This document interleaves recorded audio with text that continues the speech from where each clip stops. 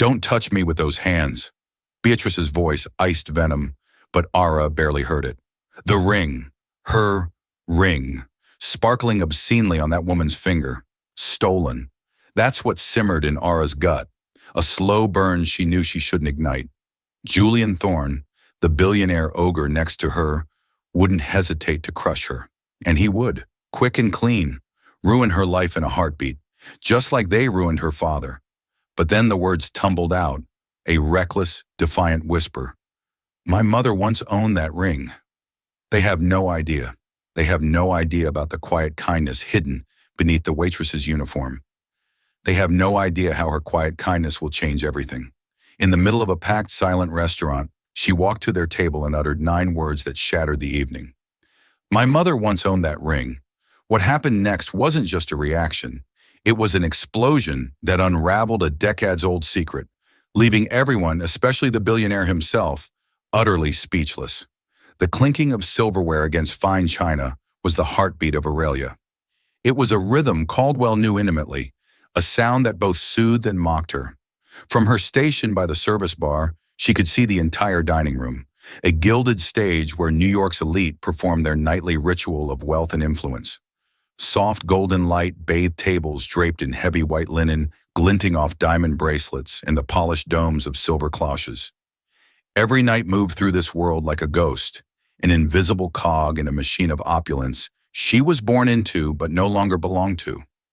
Just a decade ago, she wasn't serving champagne. She was sipping it at her family's estate in Greenwich. The Caldwells had been a name whispered, with the same reverence as Rockefeller or Carnegie, their fortune built on shipping and old-world integrity. Her father, Robert Caldwell, was a man who believed a handshake was more binding than any contract. Her mother, Serafina, was a woman of quiet elegance whose most prized possession was a sapphire ring, a custom piece from a Parisian jeweler centered with a flawless 20-carat cornflower blue sapphire known as the Star of Serafina. It wasn't just a jewel, it was a piece of their family's soul, a testament to generations of love and success. Then the world had shattered, a hostile takeover, a series of betrayals disguised as business, and the Caldwell empire crumbled. Her father's handshake philosophy was no match for the predatory sharks of modern finance. They lost everything: the estate, the art collection, the prestige. Her father, broken by the treachery, suffered a debilitating stroke, leaving him a shadow of his former self, confined to a small medical facility upstate that Aurora's meager salary barely covered. Her mother, Serafina, had passed away from a broken heart 2 years later. Her final days spent in a cramped apartment that smelled of someone else's cooking. The Star of Serafina was one of the last things to go sold in a desperate private transaction to cover the initial onslaught of medical bills. Aura was only 16, but the image of her mother's trembling hands as she slipped the ring off for the last time was seared into her memory. Now at 26, Alara was an art history student by day, a waitress by night. The irony was bitter. She studied the masterpieces of the world in her textbooks, then served overpriced entree to people who owned them. She was a curator of empty plates and refilled glasses, her own history tucked away like a forbidden exhibit. Tonight was different. Tonight, Table 7 was occupied by the architect of the modern world himself, Julian Thorne. At 34, Thorne was a titan of technology and finance, a man whose decisions could sway global markets. His company, Omniorp, had its hands in everything from satellite technology to biotech. He was famously ruthless, impossibly handsome, and perpetually trailed by an aura of untouchable power. With him was his fiancée, Beatrice Vanderbilt. She was exactly the kind of woman one would expect to see with Julian Thorne, flawlessly beautiful with the bored, dismissive air of someone who had never known a moment of want. Her pedigree was as impeccable as her couture dress. She was a Vanderbilt, a name that still carried the weight of Gilded Age royalty. Era's manager, a perpetually stressed man named Mr. the Dubois, had been clear. Table 7 is to be flawless, Caldwell. Mr. Thorne is particular. Do not speak unless spoken to. Do not make eye contact for too long. Just be efficient and invisible. Ayer had knotted her face a mask of professional neutrality. She'd served arrogant billionaires before. They were all the same. They looked through you, not at you. She approached the table with a bottle of Chateau Margaux, her movements fluid and practiced. "Mr. Thorne, Miss Vanderbilt," she murmured, her voice a low, respectful hum. Julian Thorne didn't even look up from his phone, merely grunting in acknowledgement. But Beatrice extended her hand for her wineglass, and as the light from the overhead chandelier caught her fingers, Era's world stopped. There it was. It wasn't a similar ring. It wasn't a replica. It was the ring, the star of Serafina. The unique star-shaped halo of diamonds surrounding the impossibly deep blue sapphire was unmistakable. The intricate platinum filigree on the band, designed to look like interwoven vines, was exactly as she remembered. A wave of nausea and vertigo washed over her. The sound of the restaurant faded into a dull roar. In her mind, she was 16 again, watching her mother's face collapse in grief as the ring was placed into a velvet box and taken away forever. Her hand trembled and a single drop of crimson wine splashed onto the pristine white tablecloth. "Watch it." Beatrice snapped, her voice like cracking ice. She snatched her hand back as if Aurora were contagious. Julian Thorne finally looked up, his gray eyes cold as a winter storm fixing on Era. They weren't angry, not yet. They were merely annoyed the way one might be at a buzzing fly. "Is there a problem?" he asked, his voice low and dangerous. Ilara's heart hammered against her ribs. Mr. Dubois' warning screamed in her head. Be invisible. Don't speak. Her job, her father's care, it all depended on her silence. But seeing that ring on the hand of a woman who wore it like a BBL, a mere trophy, while her own father languished in a sterile room, broke something inside her. The pride she inherited from her parents, the pride she had buried under years of hardship, surged to the surface. She swallowed hard, her gaze locked on the ring.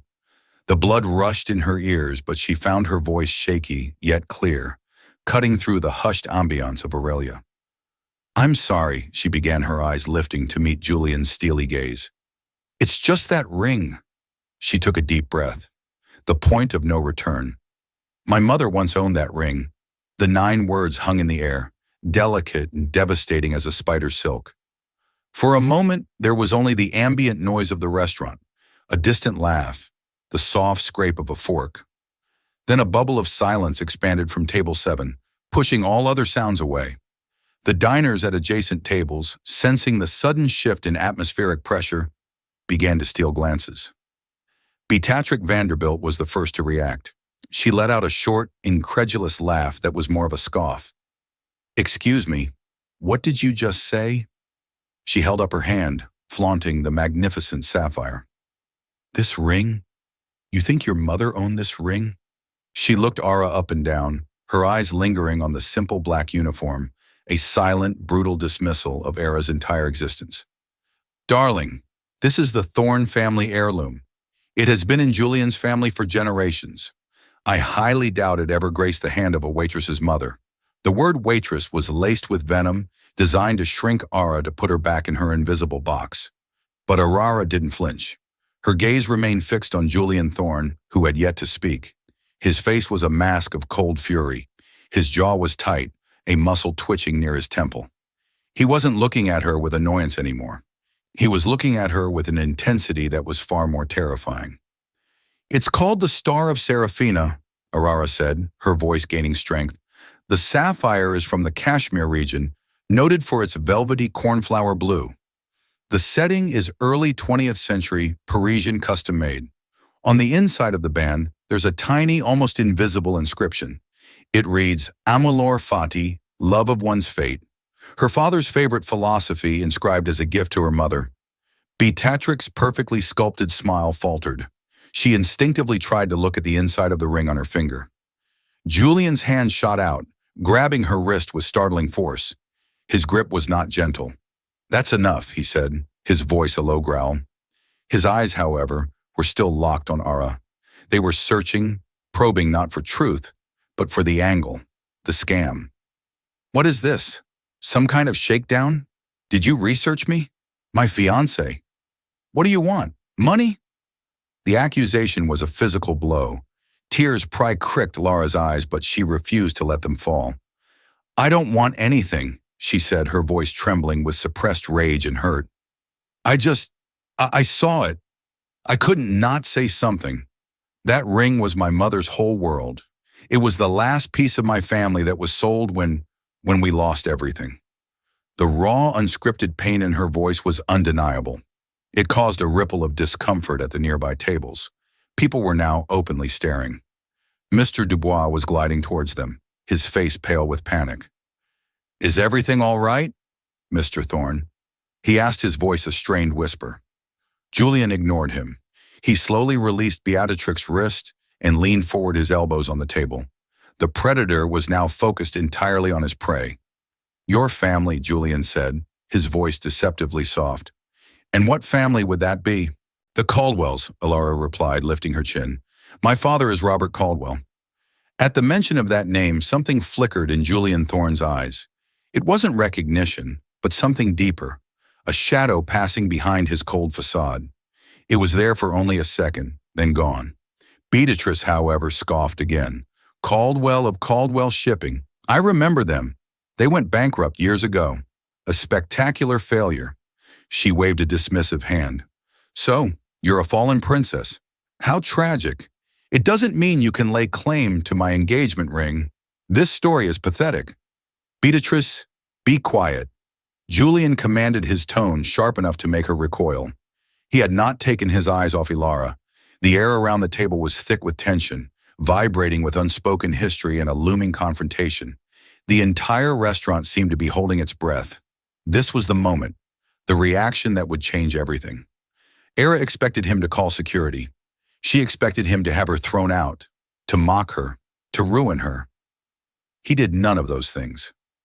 Julian Thorne slowly, deliberately began to remove a black credit card, the infamous Centurion card made of anodized titanium, from his wallet. He placed it on the table. Then he looked at Lara, and his face was utterly devoid of emotion, a chilling, terrifying blankness. His voice, when he finally spoke, was not loud. It was quiet, almost a whisper. Yet it carried across the silent dining room with the force of a thunderclap. "You have 60 seconds, he began, his eyes boring into hers. "You will go to your manager. You will tell him you quit. You will collect your things and you will walk out of that door. If you are still in this building in 61 seconds, I will not only ensure you never work in this city again, I will personally call my legal team and launch a lawsuit against you for harassment and attempted fraud. So monumental you will be burying your family in debt, not paying for their care." He didn't blink. He didn't raise his voice. He didn't gesture wildly. He just delivered the sentence with the detached precision of a surgeon announcing a terminal diagnosis. The sheer calculated cruelty of it was breathtaking. It wasn't an angry outburst. It was a cold, systematic annihilation of her life. Mr. Dubois looked like he was about to faint. Beatrice smirked, a look of triumphant vindication on her face. The other patrons stared, mouths agape, speechless. He had left everyone speechless. Era felt the floor drop out from under her. The air was stolen from her lungs. This was a power she couldn't comprehend. The power to erase someone, with a few whispered words. The fight went out of her, replaced by a cold, numbing dread. She gave a single jerky nod, turned on her heel, and walked away from the table. Her legs unsteady beneath her. She didn't look back. She couldn't. Behind her, she could feel the weight of every eye in the room, but most of all, she could feel the chilling, victorious gaze of Julian Thorne. She had told him the truth, a truth that was etched into her very soul. And his reaction was not to question it, but to extinguish it. And as she pushed through the kitchen doors, the sound of her own heart breaking was louder than the silence she left behind. The walk to the employee locker room was a blur of shame and disbelief. The cacophony of the kitchen, the clatter of pans, the hiss of the grill, the shouts of the chefs was a world away from the frozen silence of the dining room. Era's hands were shaking so violently she could barely unbutton her uniform. She stripped it off, throwing it into the bottom of her locker as if it were contaminated. Mr. Dubois found her there, leaning against the cold metal, her street clothes feeling foreign on her skin. He looked pained, his usual bluster gone. "Alara, I'm so sorry," he stammered. "You know I have no choice. He's one of our most important patrons. The owner would have my head." "I know, Mr. Dubois." she whispered her voice. It's not your fault. What were you thinking? He asked, his tone more curious than accusatory. To say that to him. I was thinking about my mother, she said, pulling on her worn-out coat. That's all. She walked out the back alley entrance of Aurelia, the stench of garbage and gourmet food scraps filling the humid night air. The life she had painstakingly pieced together, the job that paid for her father's care. The semblance of stability had been demolished in less than a minute. Julian Thorne hadn't just fired her. He had salted the earth where her life once stood. The weight of his threat pressed down on her, a promise of total ruin. Back in the gilded cage of the restaurant, the atmosphere at Table 7 was glacial. Beatrice was pining, flushed with victory. Well, that's dealt with, she said, taking a triumphant sip of her wine. The nerve of that girl, a Caldwell. Honestly, it's just sad. She probably saw the ring in a magazine once and concocted that whole sob story. Julian didn't respond. He was staring at the single drop of red wine on the tablecloth, a tiny mar on the perfect white canvas. He should have felt vindicated. He had squashed a nuisance, protected his family's name, and put a delusional nobody in her place. That was how his world worked. Power was a tool, and he used it with precision. So why did he feel a sliver of ice in his gut? Amore fati. He had never looked for an inscription. Why would he? His father, Alistair Thorne, had given him the ring, telling him it had belonged to Julian's grandmother, a Thorne heirloom. It was a story as solid and unquestionable as their family fortune. He had never had a reason to doubt it until now. The girl, Alara Caldwell. Her eyes, there was no cunning in them, no hint of a calculated scam. There was just pain, a deep abyssal grief that he recognized because he had seen a version of it in his own mirror after his own mother passed away. Liars were greedy. Grieving daughters were haunted. She had looked haunted. Julian, did you hear me? Beatrix's voice cut through his thoughts. I was saying we should order the truffle risotto. I've lost my appetite, he said curtly, pushing his chair back. He stood up, towering over the table. I'm leaving. Leaving. But we haven't even had our entree. Beatrice protested, her face a mask of confusion and frustration. You stay. Enjoy your meal, he commanded, tossing his black card onto the table. Get a car home. He walked out of the restaurant without a backward glance, leaving his fiancée sitting alone amidst the wreckage of their perfect evening. The drive back to his sterile, glass-walled penthouse overlooking Central Park was on autopilot. His mind was a maelstrom. The Caldwells. Robert Caldwell. The name was familiar, but not in a social context. It was a business file, a ghost from his father's past. Alistair Thorne had built his empire on the ruins of others. He called it strategic acquisition. The world called it corporate raiding. Julian had learned the game at his father's knee, and he played it better than anyone. He'd never questioned the methods, only the results. He stormed into his penthouse and went straight to the liquor cabinet, pouring a generous measure of Macallan 25. He swirled the amber liquid, the city lights twinkling below, like a galaxy he had conquered, but he felt no triumph. He thought of the waitress, her defiant chin, the quiet dignity she clung to even as he was destroying her. On a sudden, inexplicable impulse, he slipped the engagement ring from his pocket, where he'd put it after taking it from Beatrix's hand at the restaurant. Under the bright, focused light of his desk lamp, he examined the inside of the band with a magnifying glass from his desk drawer. His blood ran cold. They're so small it was almost invisible to the naked eye, were two etched words. Two words that had no business being there. Two words that proved the waitress wasn't lying. Amor fati. A wave of something dark and unsettling washed over him. The foundation of the story he'd been told his entire life had just cracked. This ring was not a Thorne heirloom. It had belonged to someone else. It had belonged to Serafina Caldwell. His father had lied to him. The lie wasn't the problem. Julian lived in a world of lies. They were the currency of power. The problem was why. Why this specific lie? Why pass off this particular ring with its secret history as a family treasure?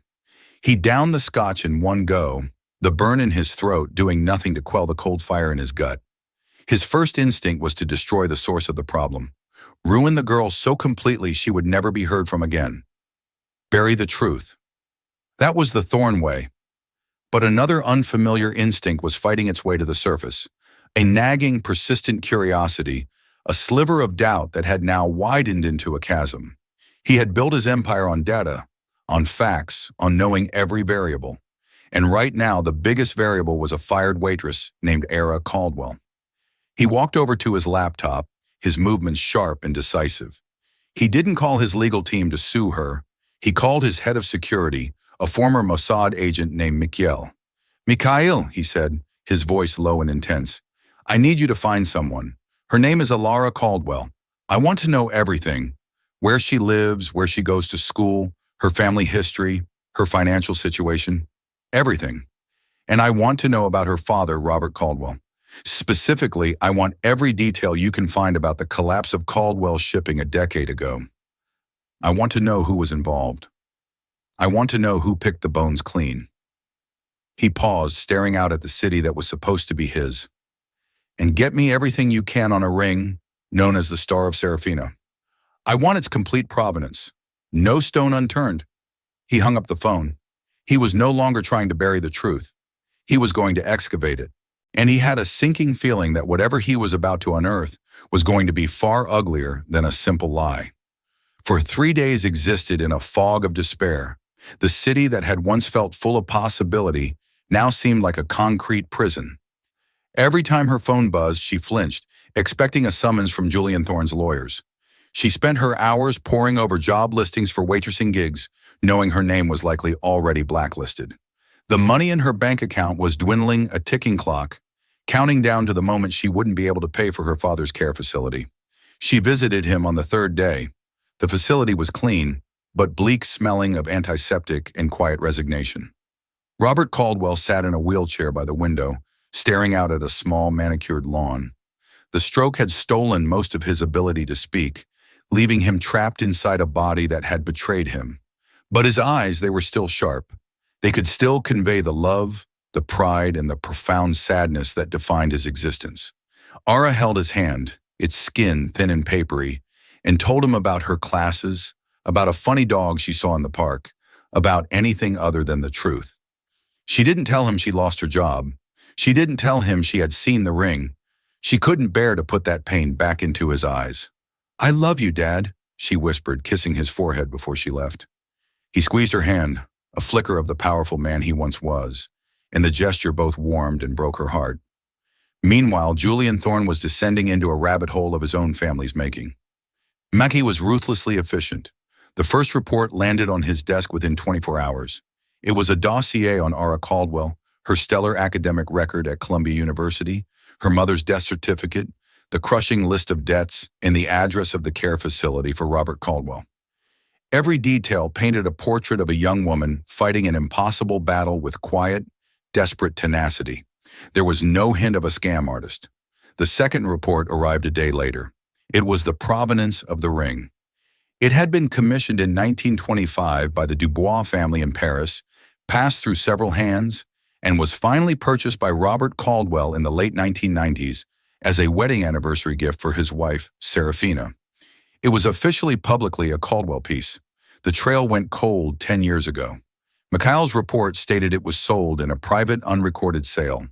There was no mention of the Thorne family, not until it appeared on Beatrice Vanderbilt's finger. The final report was the one Julian dreaded most. It was a deep dive into the collapse of Caldwell Shipping, and the name at the center of it, the architect of the entire hostile takeover, the predator who had dismantled a century-old company for parts, was a name Julian knew better than his own. Alistair Thorne, his father. The documents laid it all out in cold, hard print.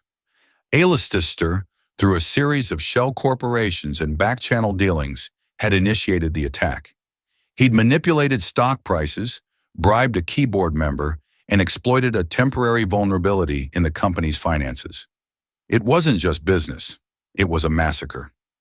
Robert Caldwell's handshake mentality had made him an easy target for a man who saw honor as a weakness to be exploited. The final damning piece of information was a copy of a private sales agreement unearthed from a retired art dealer's records dated 2 weeks after the Caldwell bankruptcy was finalized. It was for the sale of one item, the Star of Serafina. The buyer was a shell corporation. The price was a pittance, a fraction of its market value, the kind of price a desperate man trying to pay for his family's survival would accept. The shell corporation was owned by another shell corporation, which was at the very end of the chain, owned by Thorne Industries. Julian felt a profound, sickening lurch in his stomach. The ring wasn't just a lie. It was a trophy, a spoil of war. His father hadn't just defeated Robert Caldwell. He had taken the most precious symbol of his family, and then years later had the audacity to pass it off to his own son as a symbol of their family's legacy. It was a gesture of supreme, monstrous arrogance. That evening, Julian drove to his father's sprawling estate in Westchester, the reports burning a hole in his briefcase. Alistair Thorne was in his study, a cavernous room of dark wood and leather, a portrait of himself hanging over the marble fireplace. He was a man who radiated power even in his old age, his eyes still holding the predatory gleam that had made him a legend. "Julian," Alistair said, a pleased smile on his face. "An unexpected visit. To what do I owe the pleasure?" Julian didn't waste time with pleasantries. He walked to the mahogany desk and dropped the folder on it. The sound echoed in the silent room. The Caldwell ring. Julian said, his voice flat and cold, "I want you to tell me about it." Alistair's smile didn't falter, but a shudder came down over his eyes. "The family heirloom. What about it? Did Beatrice not like it? We can find another." "Stop lying." Julian snapped the words erupting from him with a force that surprised them both. "I know where it came from. I know you bought it off Robert Caldwell after you destroyed him. I know it's not a Thorne heirloom. I want to know why. Why would you give it to me and tell me it was Grandma's?"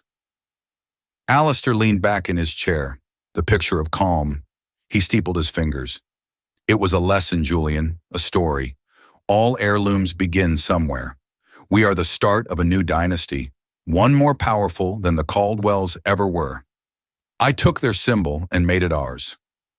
It's a symbol of your birthright.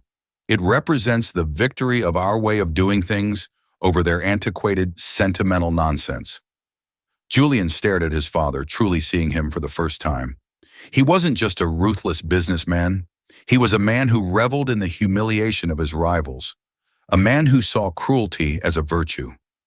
"You destroyed a man's life," Julian said, his voice barely a whisper. "You took his legacy, his company, his wife's ring, and you call it a lesson. I call it winning," Alistair retorted, his voice hardening. "A lesson you seem to have forgotten. I heard about the incident at Aurelia. The waitress, you should have crushed her. You should have sued her into oblivion the moment she opened her mouth. Instead, you're here questioning me, looking like a sentimental fool yourself." "She told the truth," Julian roared, slamming his fist on the desk. "She wasn't lying." "Truth." Alistair laughed, a dry, humorless sound. "Truth is a luxury for people who can't afford lawyers. We make our own truth, Julian. I gave you that ring as a reminder of who you are, a Thorne, the son of a winner. Now I suggest you go back to your fiancée, forget all this nonsense, and start acting like it." Julian felt a chasm open between him and his father. He had spent his life aspiring to be this man, to earn his approval, to be even more ruthless, more successful. Now looking at him, all he felt was a profound sense of disgust and shame. The entire foundation of his identity, the legacy he was meant to carry, was built on a bed of lies and cruelty. He picked up the folder, his hands steady now. The rage had cooled into a hard, clear resolve. "No," he said, his voice quiet but resolute. "I think for the first time I'm going to act like a man, not just a Thorne." He turned and walked out of the study, leaving Alistair sitting in the dark, the portrait of his own mug face, mocking him from above the fireplace. Julian didn't know what he was going to do yet, but he knew one thing for certain. He couldn't live with the truth buried, and the only person who deserved to hear it was the one person whose life he had threatened to annihilately destroy. He had to find Caldwell. Finding Ara's apartment was easy for a man with Julian's resources.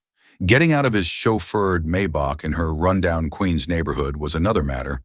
The building was a pre-war walk-up with a crumbling facade and a faint smell of boiled cabbage in the hallway. It was a universe away from his glass tower in Manhattan. For the first time, Julian felt like an intruder, an alien species stepping into a world he had only ever viewed from a great and comfortable height. He found her door number 4B and hesitated. What was he going to say? Sorry, my father destroyed your family and I threatened to finish the job. He carried a small, heavy velvet box in his coat pocket. It felt like a lead weight on his conscience. Taking a deep breath, he knocked. The door opened a crack held by a brass security chain. One of Era's brown eyes, wide and fearful, peered out at him. The instant she recognized him, the fear was replaced by a flash of anger. What are you doing here? She demanded, her voice low and tense.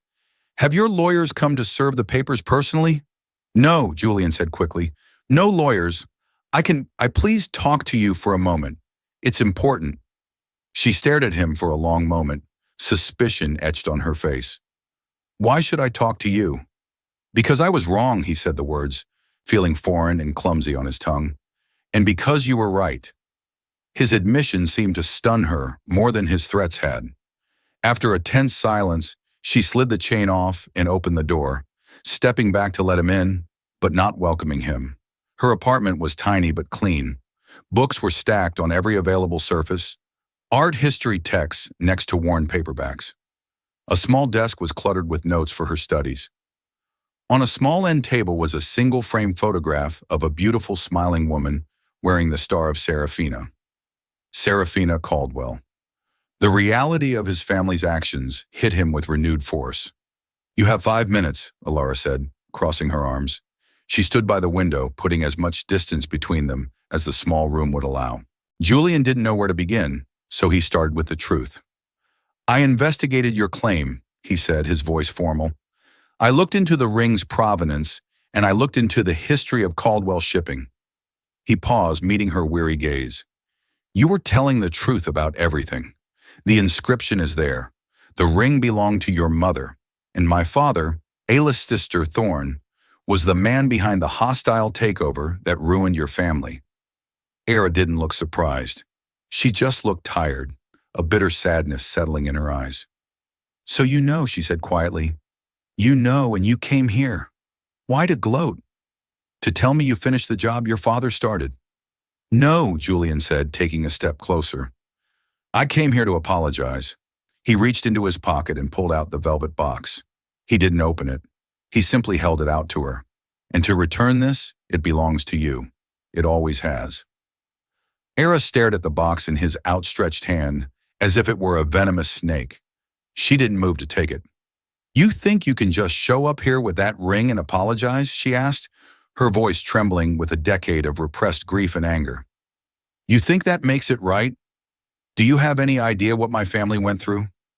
My father, he sits in a chair all day, unable to speak because of what your father did. My mother died of a broken heart in a place just like this. And you? You stood in that restaurant and threatened to take the last little bit I had left. An apology and a ring. Don't fix that. Every word was a deserved blow, and Julian took them without flinching.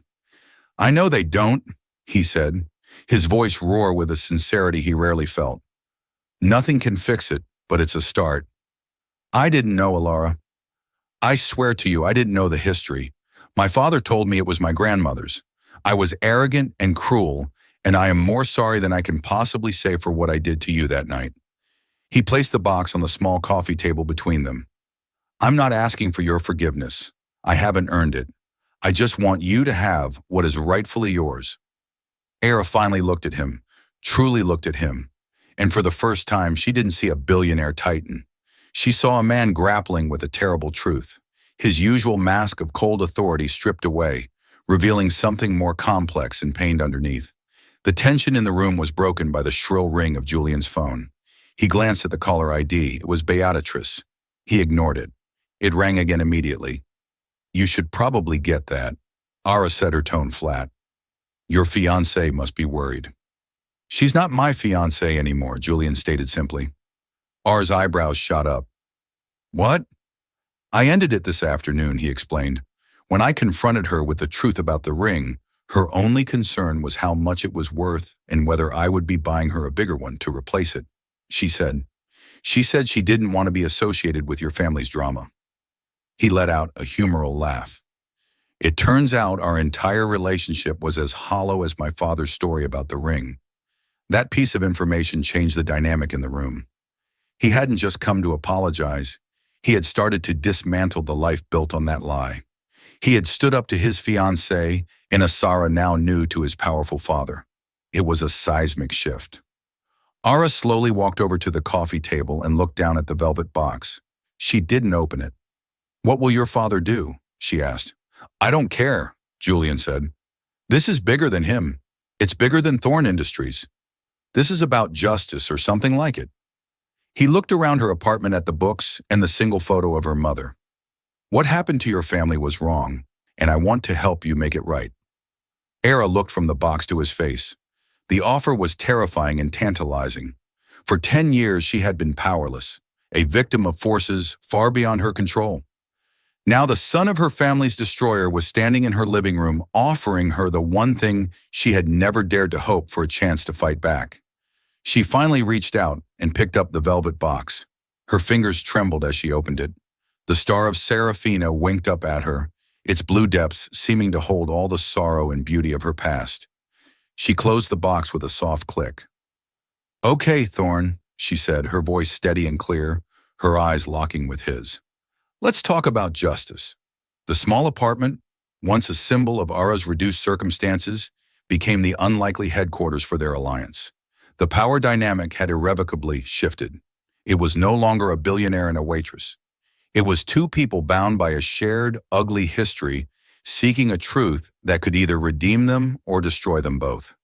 Julian, accustomed to commanding boardrooms and leveraging billions, found himself deferring to Ara's knowledge of her family's history. She brought out old company ledgers, her father's diaries and letters that painted a vivid picture of Caldwell shipping before its fall. It was a company built on trust and a sense of family among its employees, a stark contrast to the cutthroat, impersonal machine of OmniP. "My father's partner, a man named Marcus Blackwood, betrayed him," Ara explained one evening, pointing to a name in one of the diaries. "My father trusted him like a brother. According to his journal, Marcus was the one who convinced him to take on a risky level of debt for a new fleet expansion right before a manufactured slump in the market. It left the company vulnerable. It was the opening your father needed." Julian took the information and fed it to Mickey's team. Within a day, they had a financial trace. Marcus Blackwood had received a multi-million-dollar payment from one of Alistair's shell corporations 2 months after the bankruptcy. He was now living a life of quiet luxury in the Cayman Islands. It was the smoking gun. Their collaboration was intense.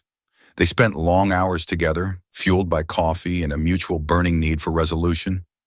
Julian saw the brilliant analytical mind that had been hiding behind a waitress's apron. Ara in turn began to see past the arrogant corporate raider to the man beneath, a man deeply wounded by his father's deception and desperate to carve out a moral identity of his own. A strange intimacy grew between them. It wasn't romantic, not yet. It was something forged in the crucible of their shared mission, a deep and abiding respect. He would watch her, lost in thought, her brow furrowed as she deciphered a line from her father's notes, and feel a sense of admiration he had never felt for the polished, superficial women in his own circle. She would listen as he ruthlessly dissected a financial document, his mind a weapon of incredible precision, and see the potential for that weapon to be used for good. The ring. The star of Serafina sat on the coffee table during their meetings, a silent witness. Ara never wore it. She said it felt wrong, tainted by the journey it had taken. "It won't feel right on my finger," she told him, "until my father's name is cleared." The biggest challenge remained Alistair Thorn. As soon as Julian began digging deeper, his father fought back. Julian found his corporate accounts frozen, his access to certain company resources revoked. Alistair was sending a clear message: "Stop this or you will be cut off." One afternoon, Julian returned to his penthouse to find a Leicester waiting for him, his face like a thundercloud. "This little quest of yours ends now," Leicester seethed. "You are jeopardizing a multi-billion-dollar enterprise for the sake of some sob story from a girl who should be serving you coffee. You are a thorn. Start acting like it." "I am," Julian replied calmly, loosening his tie.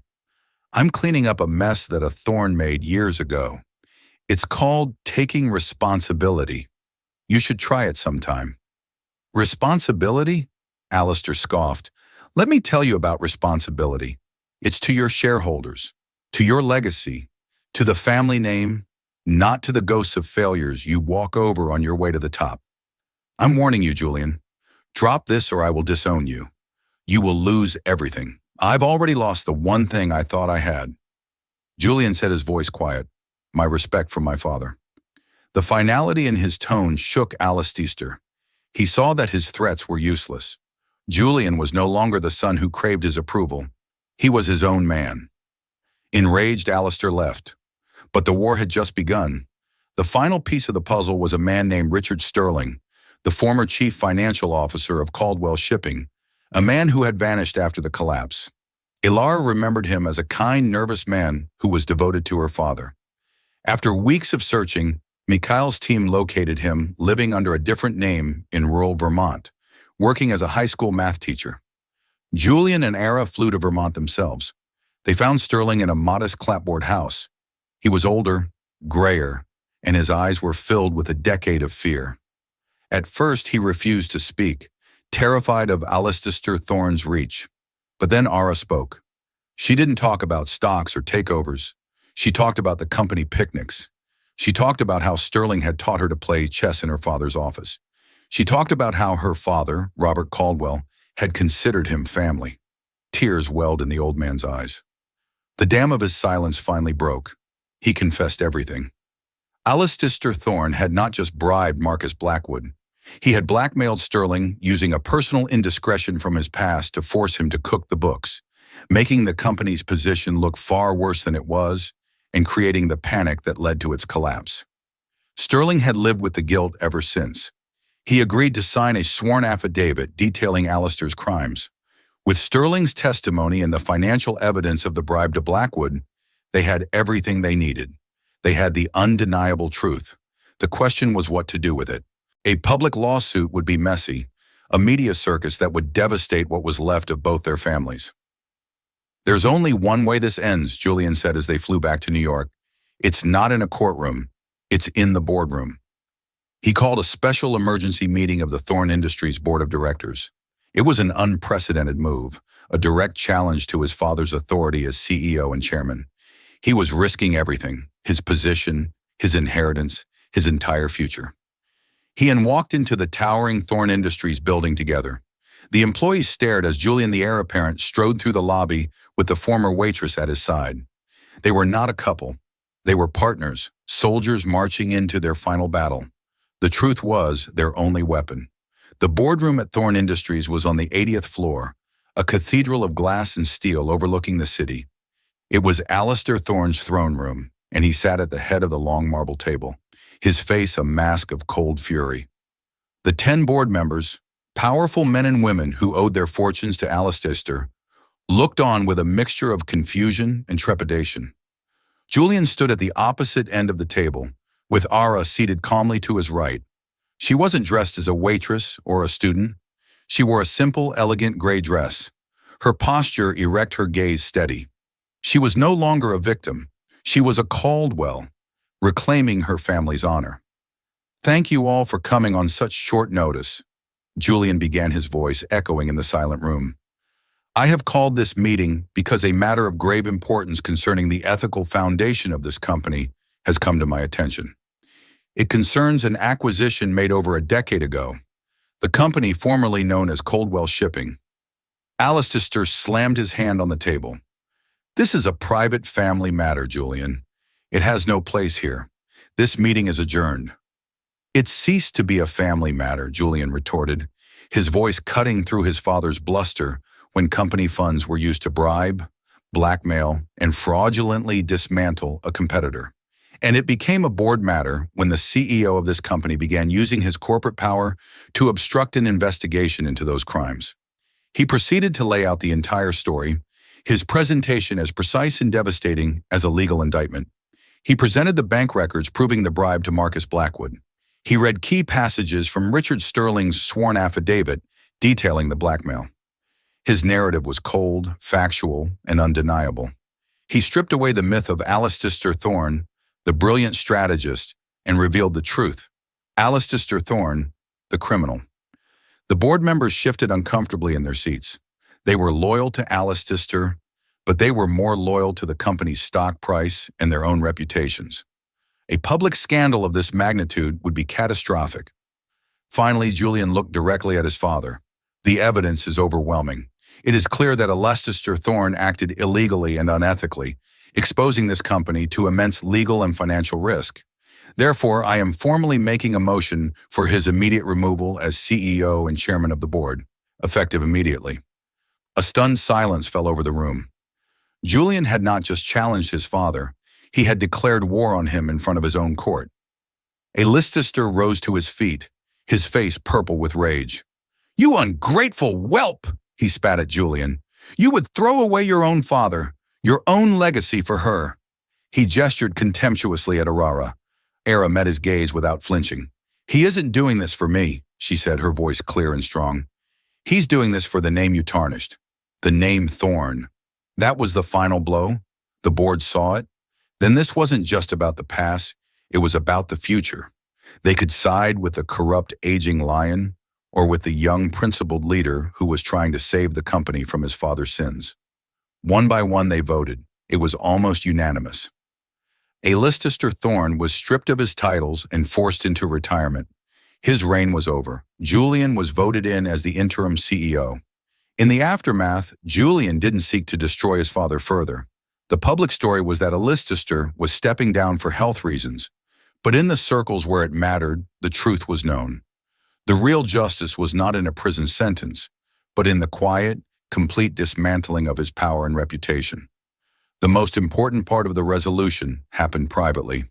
Julian, as head of Thor Industries, drew up a settlement. It wasn't charity, it was reparations. A significant sum was transferred to a trust for the Caldwell family, enough to ensure Robert Caldwell would receive the best care for the rest of his life and to restore a measure of the wealth that had been stolen.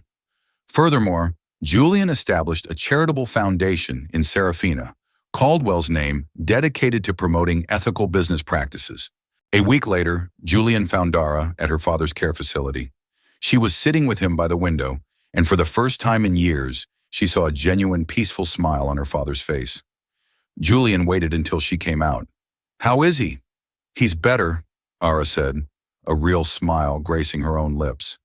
"The new facility is wonderful. He seems at peace. He knows. I think somehow he knows we won." They walked through the facility's garden, the late afternoon sun, casting long shadows. "I have something for you," Julian said. He handed her a simple envelope. Inside was a job offer, not for a waitress, but for a position as the head curator of the new Thorne Industries art collection with a special fund to acquire pieces from struggling young artists. It was a perfect blend of her passion and her past. "Julian, I don't know what to say," she stammered, overwhelmed. "Say you'll think about it," he said with a small smile. He then pulled out the familiar velvet box. "There's one last piece of business." He opened it, and the star of Serafina seemed to glow with a new light. "It's clean now," he said softly. "Its legacy has been restored. It's time for it to go home." He didn't offer it to her. He simply held the box open. This time Alara reached out without hesitation. She lifted the ring from its velvet cushion. It felt different in her hand, not heavy with sorrow, but alight with possibility. She looked from the ring to Julian's face, seeing in his eyes not the shadow of his father, but the light of a good man who had fought his way out of the darkness. Instead of putting it on her own finger, she took his hand. With a gentle, deliberate motion, she slid the ring onto his pinky finger. "What are you doing?" he asked, surprised. Alistair was right about one thing, she said, her fingers lingering on his. "All heirlooms have to begin somewhere. This ring is no longer just a symbol of my family's past. It's a symbol of our shared future, a reminder of the truth we fought for. Let's create a new legacy for it together." Julian looked down at the ring on his hand, then back up at her, a slow, genuine smile spreading across his face. In that moment, surrounded by the quiet peace of the garden, he knew his father's greatest lesson had been a lie. Victory wasn't about what you took from others. It was about what you were willing to build together from the ruins of the truth. What started with 9 simple words from a waitress became a journey of justice, redemption, and the extraordinary power of truth. Ilira and Julian proved that a legacy isn't just something you inherit, it's something you build choice by choice, truth by truth. Their story reminds us that even in a world that seems to be ruled by wealth and power, the courage to speak up and the integrity to listen can change everything.